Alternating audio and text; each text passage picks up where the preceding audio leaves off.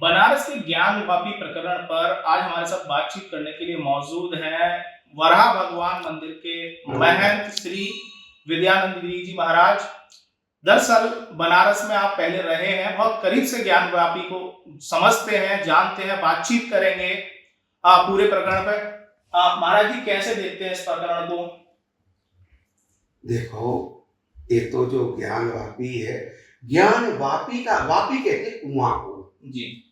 तो एक बार ऐसा बताते हैं कि जब गंगा जी भी वाराणसी में प्रकट नहीं हुई थी और उस समय माँ भगवती पार्वती को बड़ी तेज प्यास लगी थी, पानी की कोई व्यवस्था नहीं थी, तो भगवान शंकर ने अपने त्रिशूल से उस कूप की खुदाई की थी और जल निकाला था। जी, ठीक है। तो अच्छा, अब वो जो कुआं उनके त्रिशूल से खोदा गया था, तो बताते हैं कि उस समय भगवान शंकर ने संकल्प किया था कि इस कुएं का कोई भी व्यक्ति जल पान करेगा तो उसको ज्ञान हो जाएगा। जी। वापी का होता है कुआं, कुआं। तो ज्ञान वापी मान ज्ञान का कुआं, और जो लोग उसका जल पान करते थे तो उनको स्वतः ही ज्ञान होने लगता था, ऐसा उसका भाव। इसलिए दूर दूर से लोग आकर के और उस कुएं का जल पीते थे। दूसरा, ये जब से मुस्लिम साम्राज्य आए और इन शासकों ने हमारे मठ मंदिरों पर जगह जगह आक्रमण किए, ध्वस्त किए और अपने मस्जिदों का इत्यादि नाना प्रकार के अपना स्वरूप देते रहे, और वहां पर भी वैसा ही है। क्योंकि मेरा एक मठ हरिगिरी मठ जो है वो ज्ञान वापी बिल्कुल मस्जिद के पीछे ही लगा हुआ 15 फुट या 20 फुट का अंतर था। अब तो हमारा कॉरिडोर में आ गया, वो मठ छोड़ दिया है हम लोगों ने, गवर्नमेंट ने ले लिया, उसका पैसा भी दिया हम लोगों को। तो मैं उसके ऊपर बैठ करके मैं देखते थे, ये 2012 की बात है, मैं 2012 में वहां रहा था। तो आप कितने वर्ष वहां पे रहे हैं बनारस में? मैं तो उस मठ में 1 वर्ष ही रहा था। मेरे तो वहाँ कई मठ है बनारस के अंतर्गत जी। तो उस मठ में तो पहले और विद्यार्थी वगैरह रहते थे, लेकिन हम और ये हमारा जो पुजारी है, हम दोनों लोग 1 वर्ष उस मठ में वहां पर रहे थे। और ऊपर से जब मैं देखते तो पूरा नक्शा जो है ना, खाली गुम्बज हटा दो तो सारा जो है नक्शा मंदिर का है। जैसी बेलें हमारे मंदिरों में निकली हुई है, पत्थरों पर निकासी है, और वैसी निकासी उस मस्जिद ज्ञान वापी पे जो मस्जिद बनी है, और उस मस्जिद में भी वही सारी निकासी है, खाली गुम्बज एक बदला हुआ है और कुछ भी नहीं है।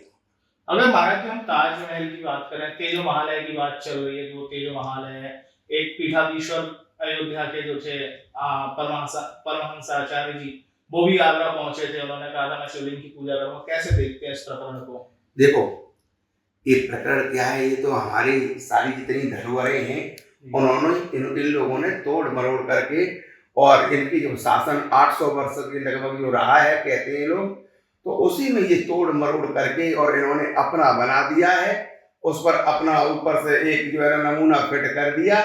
सब पहले तो हमारी थी कला, ये सब भारत तो पहले से संस्कृति में सबसे अनादिकाल से आगे है। क्यों? ये भारत जो भूमि है, ये ज्ञान की भूमि है, भक्ति की भूमि है, और ये टेक्नोलॉजी की भी भूमि है। हम लोग बहुत पहले टेक्नोलॉजी ऐसी जानते थे, हमसे लोग सीख कर भी गए। एक चीज बताइए, इससे पहले दावे क्यों नहीं किए गए कि तेजो महालय है या फिर ज्ञान वापी है? अभी कुछ समय से ही क्यों शुरुआत हो गई? भैया एक बात बताओ, देश स्वतंत्र हुए कितने दिन हुए? 75 साल। 75 साल हुए। उसमें कांग्रेस सरकार कितने दिन तक रही थी? जी। तो वो तो उन्हीं की सरकार मिक्सर थी, तो वो कहती क्यों? और जब वो 800 वर्ष के जो कार्यकाल का समय है, ये 2000 के बाद से शुरू हुआ है। हकीकत बात है, हमारी गवर्नमेंट जब से 2001-2 से इधर से शुरू हुई है, अटल बिहारी जी से, और अभी मोदी जी चल रहे हैं, तो इस समय उठी तो बातें पहले भी थी, ऐसी बात नहीं पहले नहीं उठी थी। ये पहले नहीं उठी थी तो हम लोगों ने आंदोलन क्यों किए थे? आंदोलन जितने भी हमारे हुए थे, ये पहले ही देश स्वतंत्र हुआ, ये तब से आंदोलन नहीं है। ये तो जो हमारा अयोध्या का जो आंदोलन चल रहा है वो 500 वर्ष पहले का है, कोई आज का नहीं है। ऐसे आंदोलन तो बहुत दिनों से चल रहे हैं, लेकिन वो आंदोलन उस सरकारों में वो दबाते रहे लेकिन आज वो बात नहीं है। आज हम लोग दूसरी मानसिकता में आ चुके हैं। आज एक हिंदू बाहुल्य की सरकार है, तो इसमें तो खुली बात अब होगी। क्यों? पहले हम लोग खुले बोल भी नहीं पाते थे। अब मीडिया क्या अधिकार था? मीडिया उनके विरोध में बोले तो भीतर चलो जी। तो अब आप भी स्वतंत्र हैं। ऐसे ही आप समझ लीजिए, अब लोग स्वतंत्र हैं, तो जैसे स्वतंत्रता हिंदुओं की बढ़ेगी तो हर बात को तो खुलेआम बोलेगा। हाँ, पहले ही हमारी स्वतंत्रता थी नहीं। तो आप समझते हैं अभी जो चल रहा है सही चल रहा है? जो हमारे पुराने सांस्कृतिक मंदिर है या मठ है वो निकल कर आने चाहिए सामने। अभी कम चल रहा है, और बढ़ेगा दिन प्रतिदिन जो है ना, ये बढ़ता चला जाए। इसमें बहुत जो है ना आक्रमण, अभी धार जो है ना पैनी होती चली जाएगी। देखते रहना, इतनी पैनी हो जाएगी कि सब सीख जाएंगे। 20 वर्ष जो अभी आने वाला है ना, उसमें आप भारत को सीख जाएंगे। आसपास के जो देश भी है और वो भी सीख जाएंगे। अभी कोई ऐसा और महापुरुष एक पैदा होने वाला है कि वो और भी तेज इसको करेगा, इससे भी तेज जाएगा। वो लोकतंत्र की भी बात नहीं ज्यादा करेगा, उससे ऊपर की बात करेगा। ये मेरा अनुभव आ रहा है। और वो आपको कई विषयों पर जो है ना ऐसा निकाल देगा कि आप कहेंगे ना, तो परिवर्तन है कहने का तात्पर्य। अब ये परिवर्तन का जमाना आ गया। धीरे धीरे ये परिवर्तन होता ही चला जाएगा।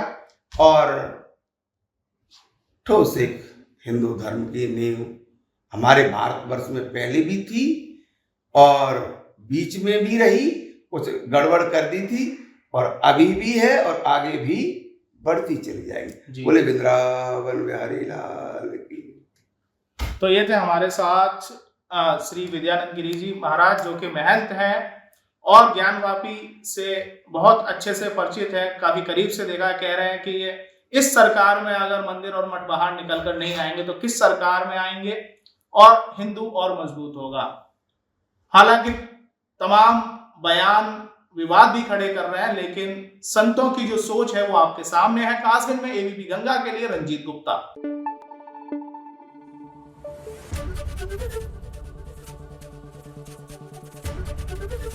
एबीपी गंगा, खबर आपकी, जुबान आपकी।